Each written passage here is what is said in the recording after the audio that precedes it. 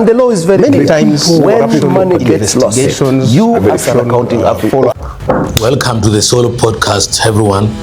In this video, I want to dive straight into 4 striking insights recently shared by some of our prominent national voices on NBS.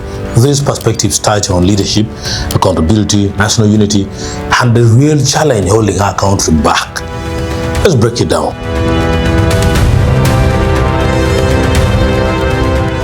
The law is very clear. When money gets lost, you as an accounting officer is held liable and you make good the loss. So before we even talk about a minister going to the field, now that is at district level, let us come to the ministry. There are inspectors at the level of commissioners, at the level of principal officers. They are there. What have they been doing? What are, right? Do we call it a rude awakening? I think first we need to commend Honorable Balaam and the deputy for taking that approach, because some people think it's a very rudimentary approach and it's all that, but there is a big gain out of that approach. Okay? Honorable Balaam may not solve the problem, but his contribution is making sure in making sure that things are pointed out. And the other beauty of his approach is that now he's not moving alone. He moves as a minister with his entire team, but there is the IGG, there is a State House Anti-Corruption. There are different agencies moving with him as a team. Okay? Are they going for the big fish or the small fish? It doesn't matter whether it's big or small. It's a fish, if that is how you want to put it. So if your intention is to catch the fish, irrespective of the size, then you are making a point. But for me, I think it is an indictment, and we need to accept that what the Honorable Balaam is doing is new to many people. That is why you hear a lot of this. But I also think the professional bodies have a duty to call to order their colleagues. Before you begin to blame Honorable Balaam, what have you done in calling your colleagues who are abusing their office? First up, Mapenduzi Ojara recently pointed out something that gets lost in public debate, giving credit where it's due. In political discourse, it is far too easy to focus solely on critique, but when leaders take office and actively push for grassroots engagement, fresh energy, and visible activity, acknowledging that effort matters. Honorable Balaam and his deputy have stepped into their roles with a distinctive dynamism, attempting to bridge gaps between youth leadership and public service. Recognizing deliberative effort isn't about blind praise, it's about setting a standard. When leaders see that meaningful work is validated, it creates a healthier precedent for performances across the board.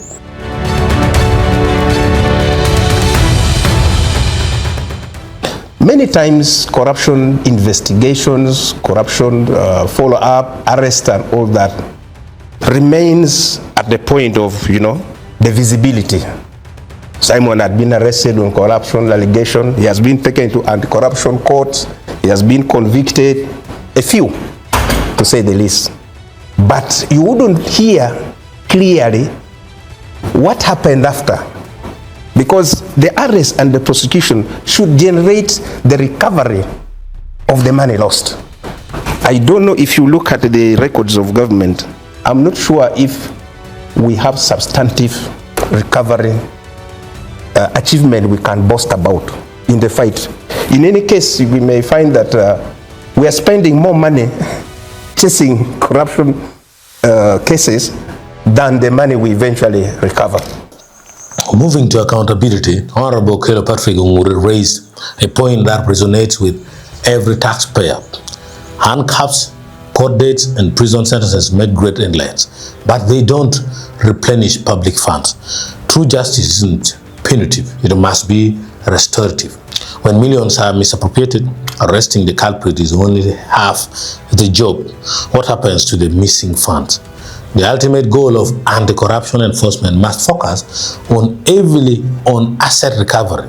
If public resources aren't returned to build hospitals, maintain roads, and equip schools, then the public still loses regardless of who ends up behind bars.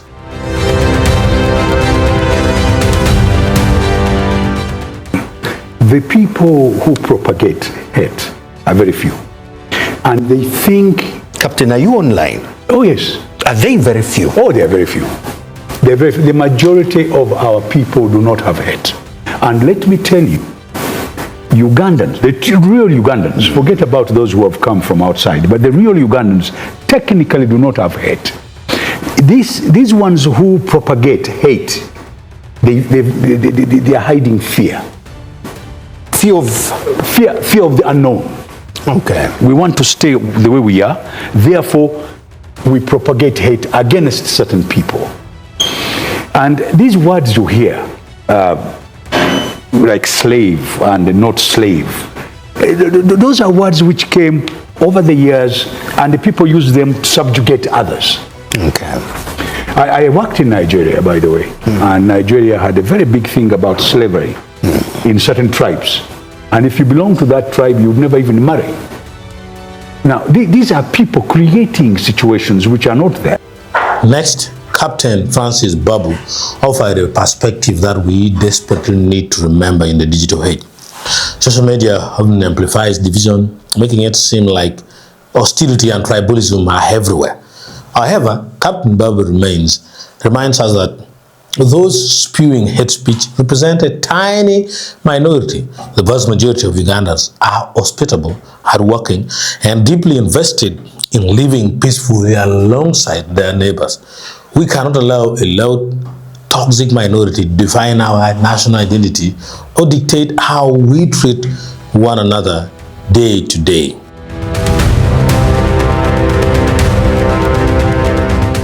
Brother Simon, the problem we have in this country is that everyone knows what the problem is, but nobody wants to tackle the problem head on. We know how corruption is practiced in this country. We know that it starts right from the planning processes, even in projects, from the design processes, even in procurement, all right? We know that a project that should take 50 million is sometimes costed to take 70 million just because there are people who would want kickback from that. We know that there are contractors who get projects and they are supposed to give 10% kickback to maybe a minister or a chairman or a cow, give another 10% to the engineer, give this. By the time he or she is done with the people who are supposed to receive kickback, the project is also, the money left is almost 50%. And they do so the work. And then the people who should supervise them cannot, because they have already picked money from this. These are things that we know. Finally, we circle back to Honorable Ojara Mapenduzi for her truth. Diagnosing on issues isn't the challenge. Ask anyone on the street and they can outline the exact gaps in governance, service delivery, and enforcement.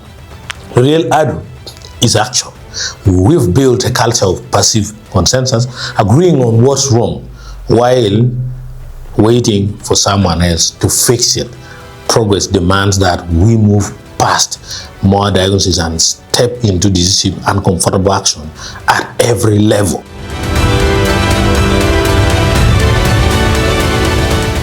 Thanks for tuning in today. Let's keep these conversations going, and more importantly, let's turn these insights into action. See you next time.